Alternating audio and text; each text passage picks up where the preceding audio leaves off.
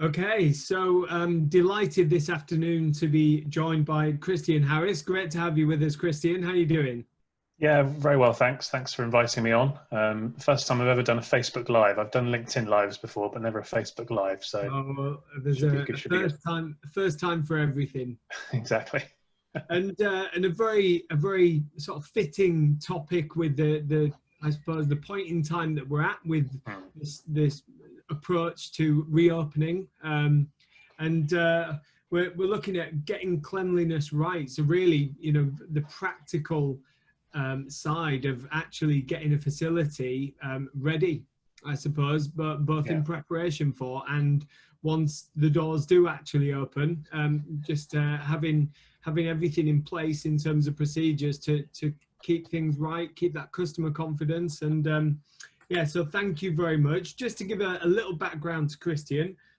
So you've been supported. Obviously, you're the founder of Slip Safety Services. So as we mentioned just before coming on live, very busy at the minute, I imagine. Yeah. Very You've busy. been supporting leisure centres to be cleaner, safer and more hygienic for the last decade.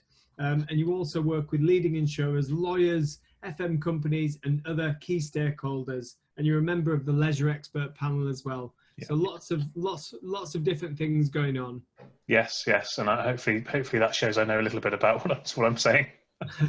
Oh, absolutely. So, I think you've obviously got a more detailed webinar coming up at 2 p.m., which if Yeah. anyone's got more interest and wants to really kind of dive deeper into some of these topics, and then we'll share the link again. We've already shared it within the group, but we'll do that again on this feed. But hopefully this half an hour or so is just a great opportunity to go through some of the key headers that were listed within UK Active's fit together policy on this. Hmm. Yeah, definitely. I think it's a great framework and very very useful to have. I think the main use of it really is to just kind of cement what the approach needs to be, because obviously a topic like cleanliness is very subjective. You might walk into my house and think it's a 9 out of 10 cleanliness, whereas I might think it's a 10 out of 10 or a 6 out of 10. It's very open to debate. Whereas actually, when we start getting into sanitization and disinfection, that's a bit more scientific.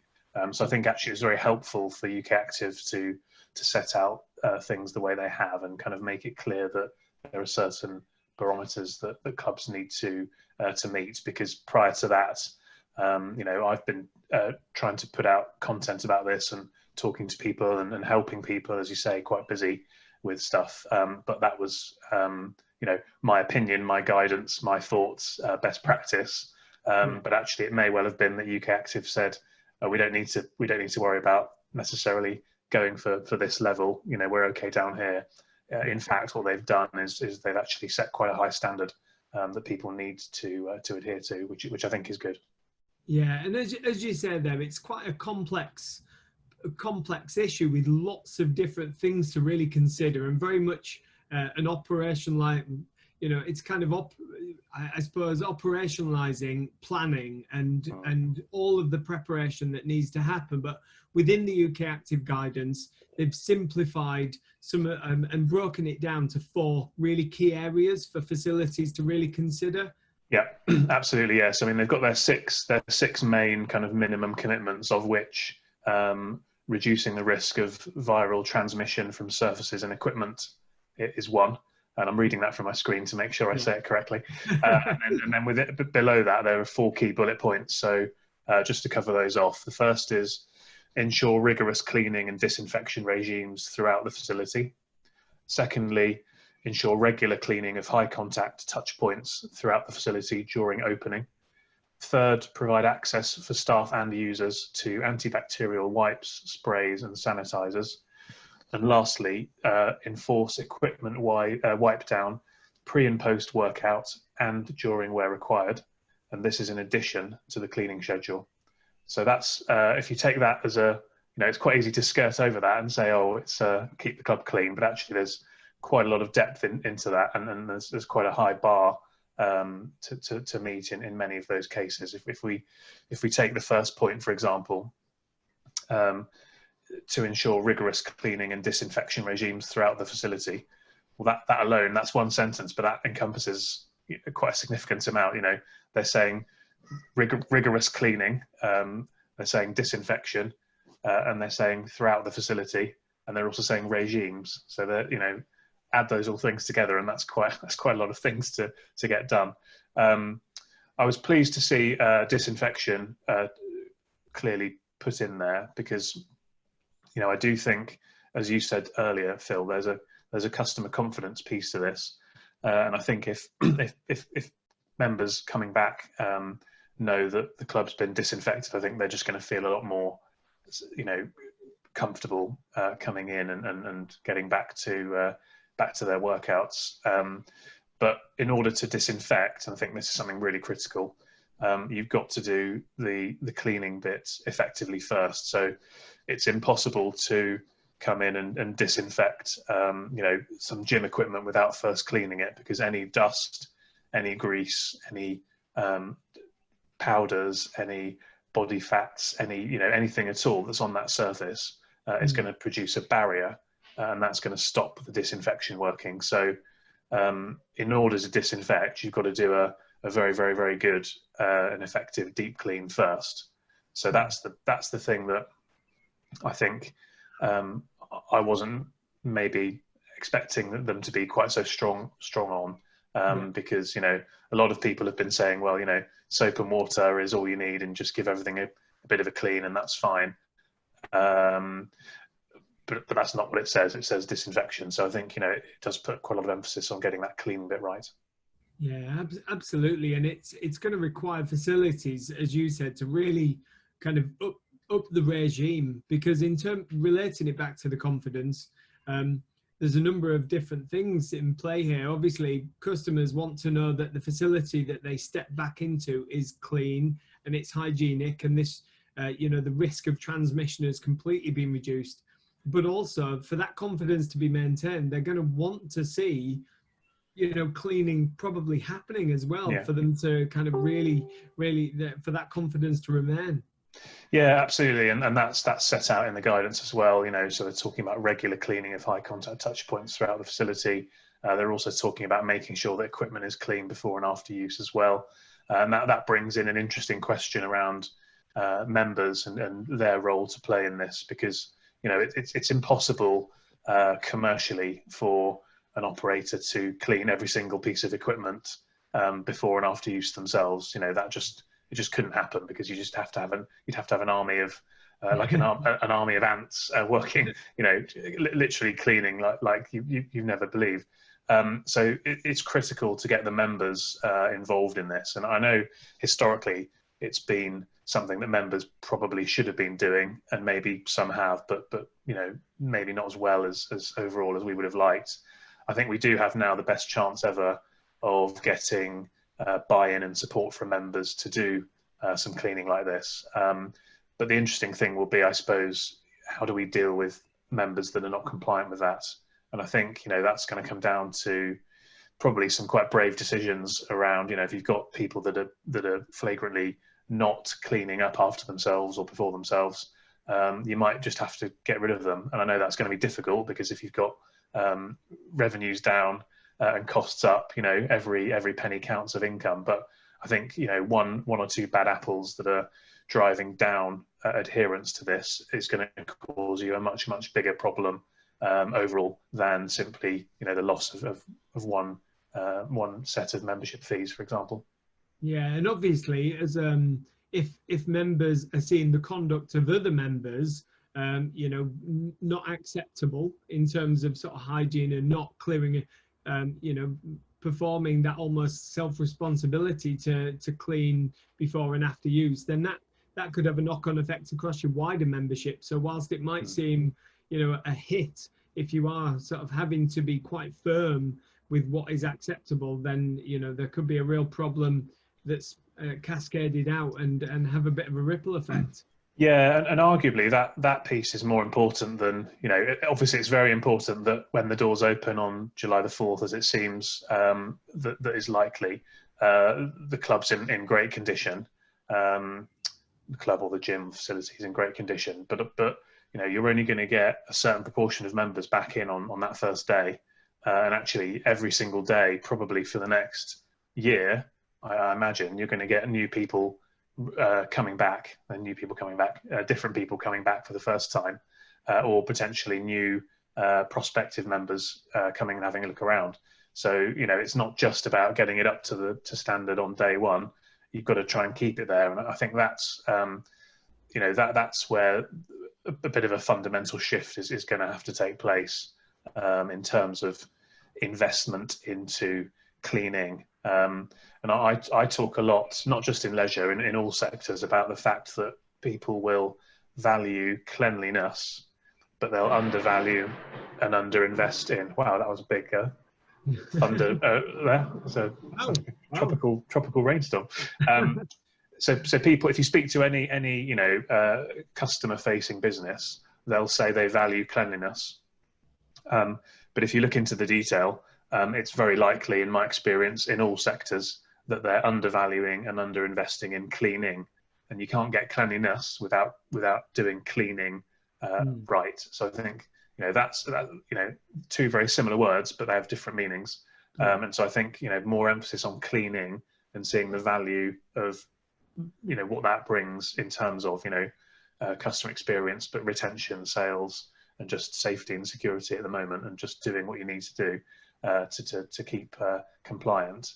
But actually just thinking about, well, how can we do this a bit better, a bit more effectively, and trying obviously to manage those costs is going to be critical. Yeah. Well, going back to that, there's some good thunder going on. Yeah, it's good. Not quite got it here, but going, you know, I suppose putting together the guidance in that first point there is very much, and what you were saying is cleaning prior to actually disinfecting. That's important, because those two different things are different. It's not one. You have to clean before you can effectively disinfect. Correct. Yeah. Absolutely. Moving on to the second point, which you mentioned, is cleaning of high contact touch points throughout the facility. Perhaps some of those are more obvious than others. I wondered if you could just perhaps, you know, identify some of the key touch points. Obviously, it's going to be different from one facility to the next, but there are probably many sort of common that do apply. Yeah, absolutely. Yeah, I had an email the other day from somebody, and they were saying, I think from Glasgow University, from memory, and they were saying they're putting together a list of kind of all of their touch points and then rating them sort of 1 to 5 or A to E or something like that, and then saying, right, well, if it's an A, we're going to do it, you know, 4 times a day, whereas if it's an E, we're going to do it once a week or something like that. So I do think, you know, we need to be careful that we're not going overboard on this point, but thinking pragmatically and from a risk assessment basis of, you know, what actually are the surfaces that people are going to be touching. So, you know, clearly in a leisure facility, we're going to be thinking about equipment and free weights and things like that. So that's kind of a given, and that's where the members can be helping in this ongoing cleaning and sanitizing. But I think you need to consider things like, you know, door handles, any payment points, even if it's contactless payment points, you might have to put a PIN number in, potentially sometimes as well. Sinks, taps, loos, you know, it's all sort of things like that, where you just, what I would suggest people do is almost take a walk with a fresh set of eyes from, you know, literally going through the front door, where you might have to touch the door there, so that would add one in, and all the way through reception, and doing the different activities, and just kind of seeing, you know, what surfaces are going to be touched and aren't going to be touched less, and then come up with a bit of a plan of attack on that basis. But I think, you know, it's also about the more effectively you can do your cleaning and disinfection to start with, and periodically, then the less laborious your day-to-day cleaning needs to be. So, you know, if you've got, let's say, a kitchen, which, you know, not all facilities have, but just thinking of an environment that's not too contentious that people can imagine, you know, if you had a kitchen work surface and your, you know, food preparation area, and you never cleaned it, you were just trying to sanitize, stuff's going to start building up over time, and eventually that sanitization is going to be totally worthless. Whereas if you give it a proper clean, disinfect, you're starting with a blank canvas almost, an as new, clean and safe surface, and therefore maintaining it is much, much easier once you've got it up to that standard than it is trying to constantly improve that standard as you go over time. Does that make sense? No, it does, absolutely. And I think, obviously, as you mentioned there, each facility is going to be uniquely different and have its own sort of requirements. So you've got to almost take the guidance, but apply it to your facility, and also apply a degree of common sense in terms of making it workable. Because, as you said, it could quite easily almost become too much and just, you know, be counterproductive and cause other issues. I mean, from a legal perspective, given what I do in terms of slip and hygiene safety and working with insurers and lawyers and things like that, we get to see a lot of situations where people are suffering from either a personal injury claim or a HSE or a local authority prosecution for health and safety offences. And the biggest area where people struggle is that they set out their strategy or their policy, and they say we're going to do X, Y, and Z, but then they don't deliver on that. And so, you know, whatever you're going to commit to doing, I think you need to make sure that it's reasonable and it's practical to do, and then you need to make sure you're actually doing it. And I would suggest, you know, given what the Fit Together guidance says, you know, I would suggest that part of that should be ideally some kind of measurement of the effectiveness of your cleaning regime. So anybody that's operating a pool is going to be doing pool testing throughout the day.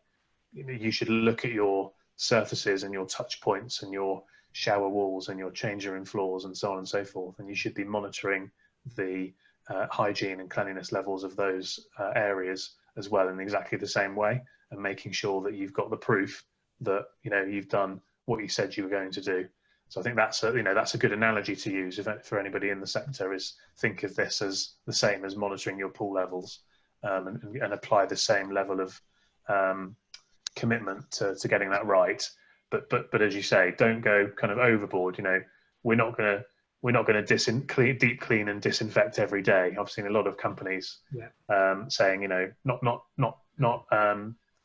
just leisure, or indeed I've not seen many leisure companies, but I've seen companies saying we're going to deep clean every day, and we're going to, you know, my kids' school, we're going to deep clean once a week.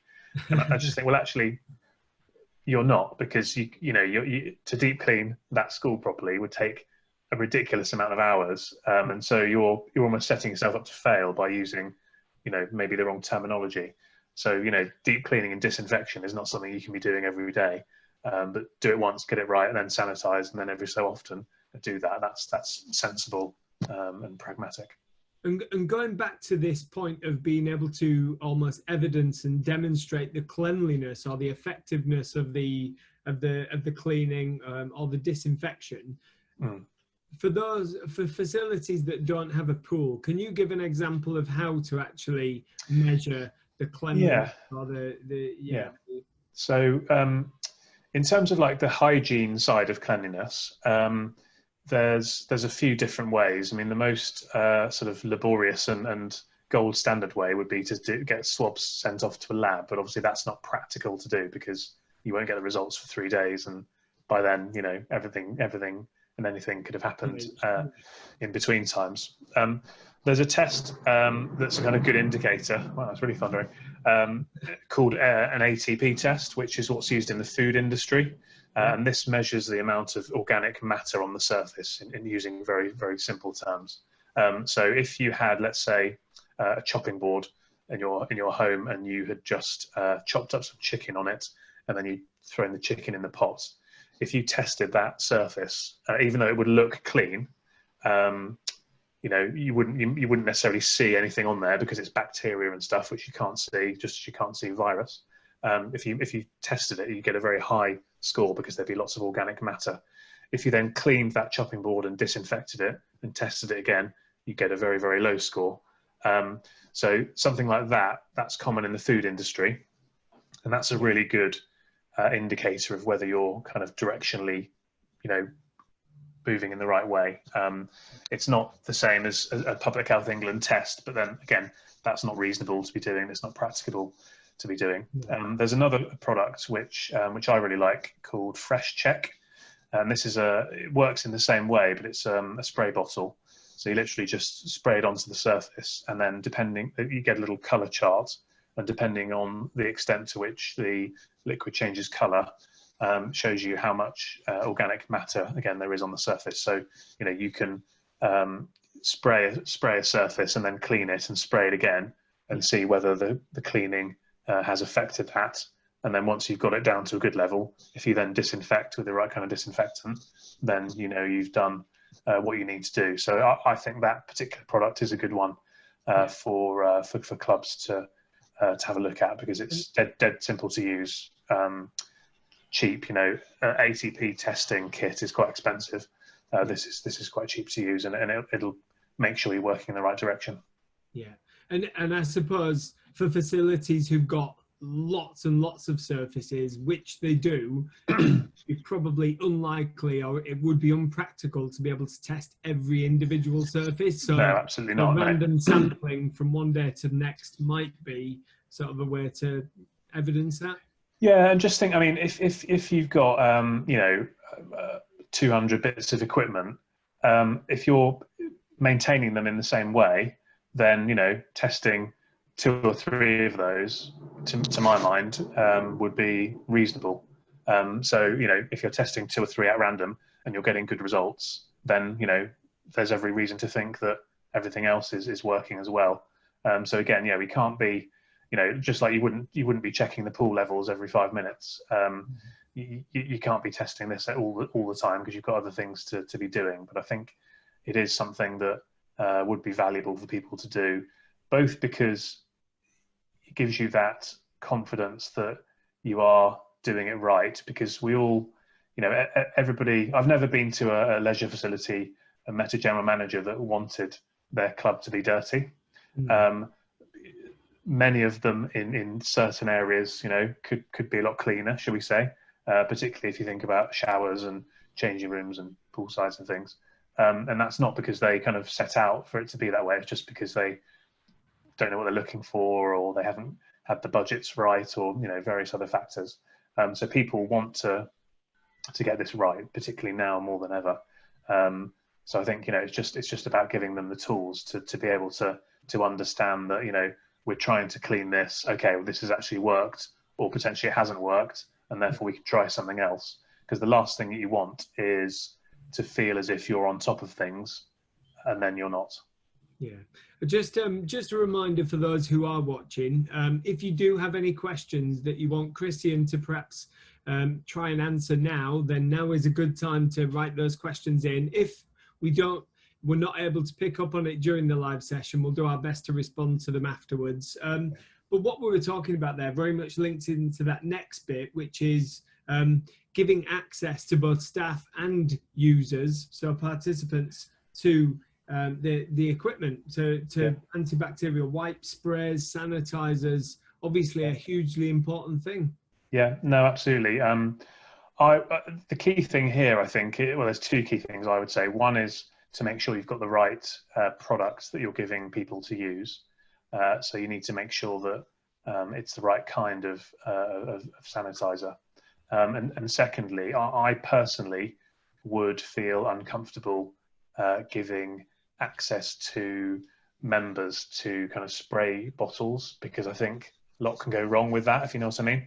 And that's something you should take advice on, and again, do a risk assessment. But I think wipes is probably the more sensible thing to give for members to use. The last thing you want is a member sprays themselves in the face, or someone else in the face accidentally, or on purpose. Hopefully it'll never come to that, but and then that opens up a big can of worms there. So I think I would focus in on wipes for members, sprays and stuff for your staff, but make sure that it's doing what it says. And there are all sorts testing data and certificates you can get for that. So just check with your supplier that you're happy, that they're giving you something that's going to actually work.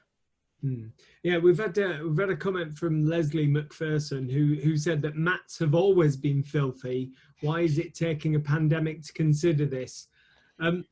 I suppose what that does highlight is going back to the various touch points for a fitness facility that delivers classes and has mats that multiple people use very frequently. A mat is a great example of a really important touch point that lots of people are not just going to be touching, but they're going to be, their body's going to be close to it, they'll be sweating onto it, etc. Yeah. It's a really high point.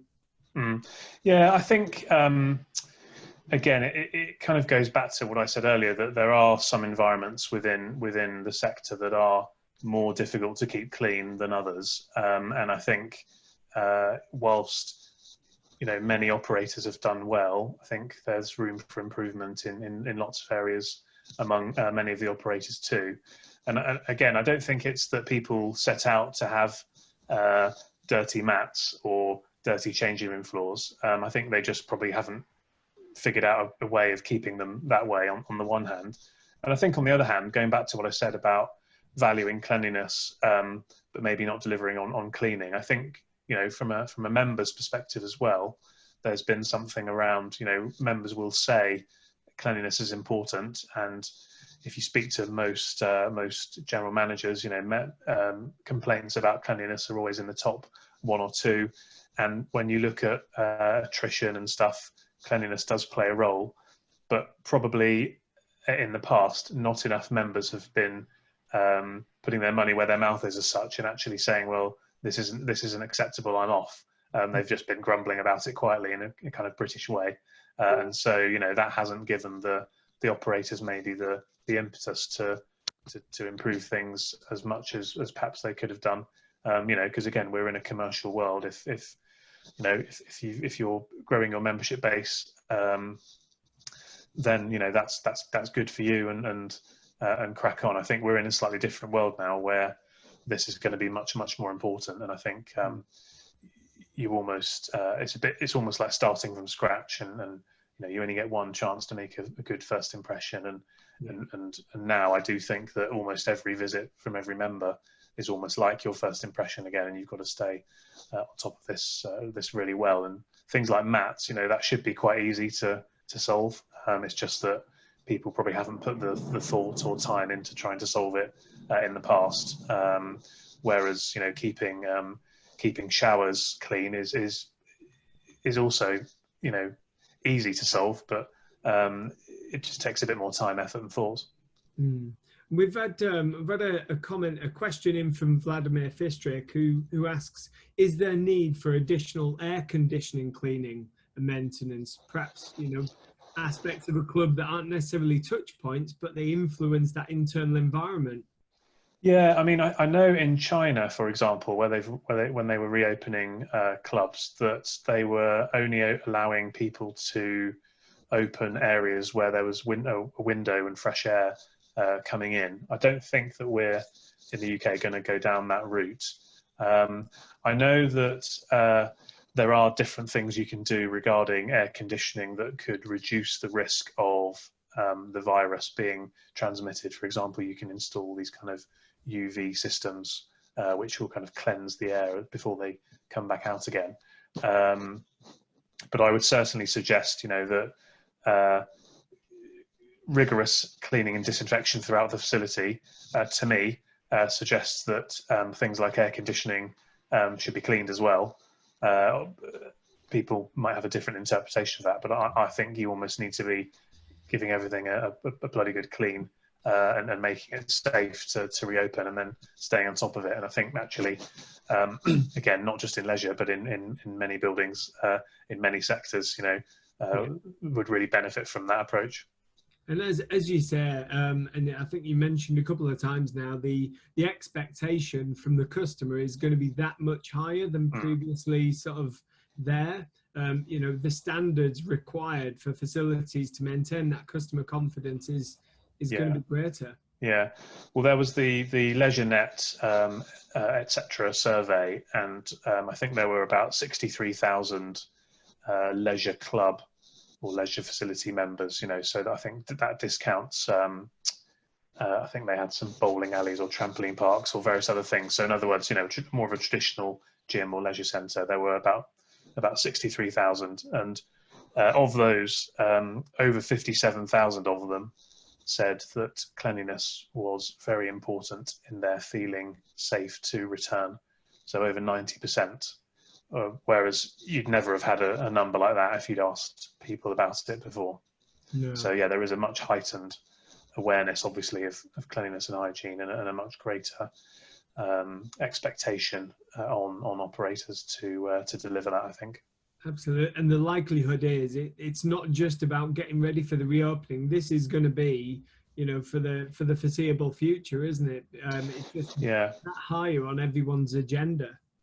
I think so. Certainly, my view across all industries is that we're going to have a much greater focus on cleanliness and hygiene for the foreseeable future, and certainly at least until there's a vaccine to the virus, because obviously there's, you know, a clear and present danger to people's lives, and from a business's perspective to your very existence, because obviously the last thing you want is complaints on social media or somebody contracting the virus, you know, that's a member of staff or a member of your facility, or you know, a shopper in your retail store.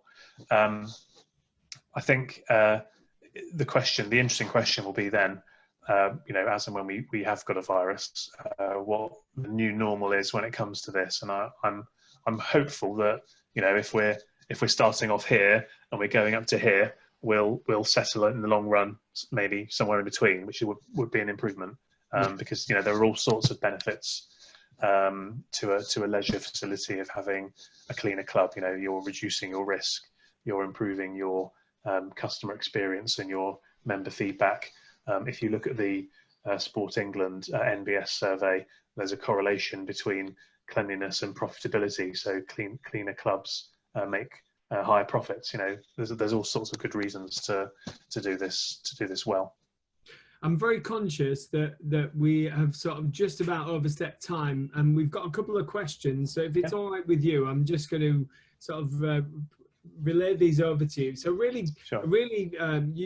Interesting comment from Leslie again, around the use of outdoor shoes. You know, it used to be back in the olden days that for many clubs you had to wear a separate set of footwear for inside the facility, but obviously now people just come in the shoes they're wearing outdoors onto the mats, and, you know, they onto the surfaces indoors. Do you think that will change at all? I think it would be great if that did change. I mean, one of the things that we have been seeing over the last 12 to 18 months, certainly the last 12 months, is a move away from blue overshoes as well, from an environmental perspective. And obviously that has led to challenges around cleanliness of changing facilities, particularly like wet changing rooms, where you've got, you know, pretty much constant water, and therefore any dirt on the bottom of your shoe, which is going to be trafficked in from outside, when it's dry, it's probably just going to stick where it is. But as soon as it gets a bit wet, and that could be through sweat on a mat or through water in a changing room, it's going to then dissipate into water and get into the floor. So I think, you know, that's something that obviously it's great to reduce our use of single-use plastic. So we can't argue against that. But I think thinking again a bit creatively about what we can do to encourage people not to be wearing their outdoor shoes through into those kinds of areas would be a really positive thing. And again, I think now, just like getting members to do some more cleaning of equipment after they've used them, now is the chance. It's probably the only chance we're ever going to get to try and push the reset button and get them to bring an extra pair of shoes and get them to do cleaning and get them to do this, that, and the other thing. So I think, you know, if anybody's thinking about that, I think that's a fantastic idea, and it would definitely have a big benefit in terms of maintenance of your cleanliness and hygiene standards and safety. And just moving on to the last couple of questions here, Helen Palmer's just asked if there is any specific guidance on how often touch points should be cleaned daily. I think she's joined partway through the session, and apologise if that was already covered. But yeah, obviously this is a point that's covered. But is there any specific guidance on how frequent, or is that more down to the individual operators to interpret the guidance for them? I think it's probably down to interpretation as much of this is. I think some, as we've touched on, some aspects are very clear, and others are I think deliberately left open to interpretation because, as you said, it's not one size fits all. Every facility is going to be slightly different. I think theoretically we shouldn't.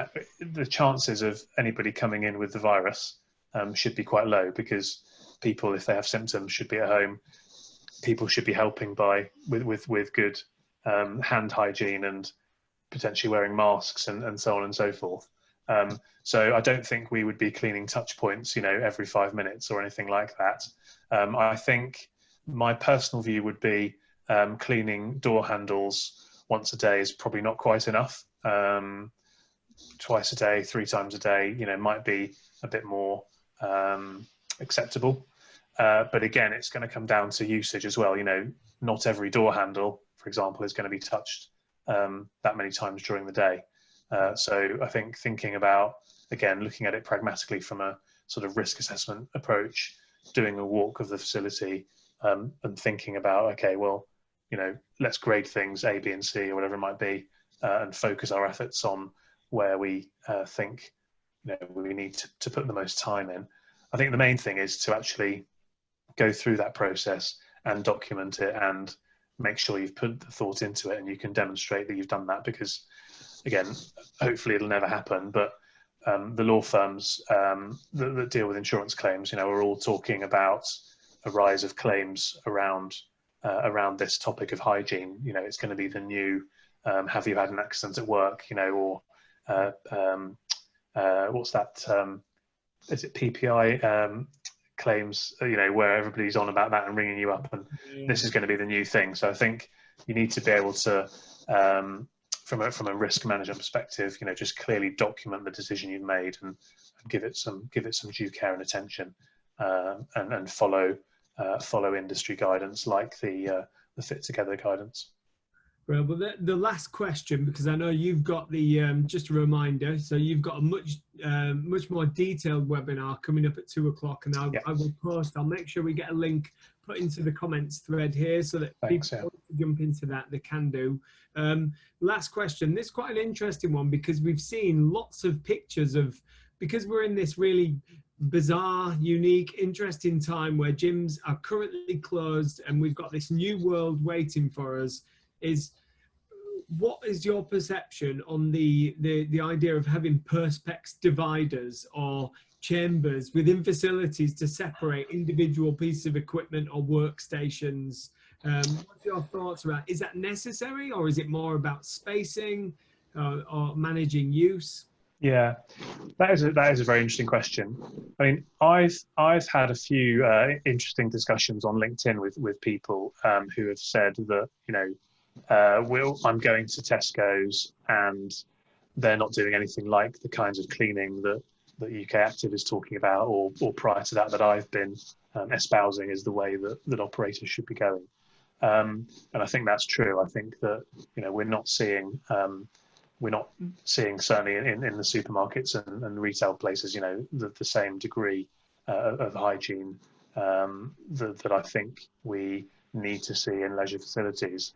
But there are some reasons for that. I mean, one of them is that this virus, the most likely way it's going to be transmitted is obviously through breathing and air droplets and things. And if you're exercising, you're breathing more heavily.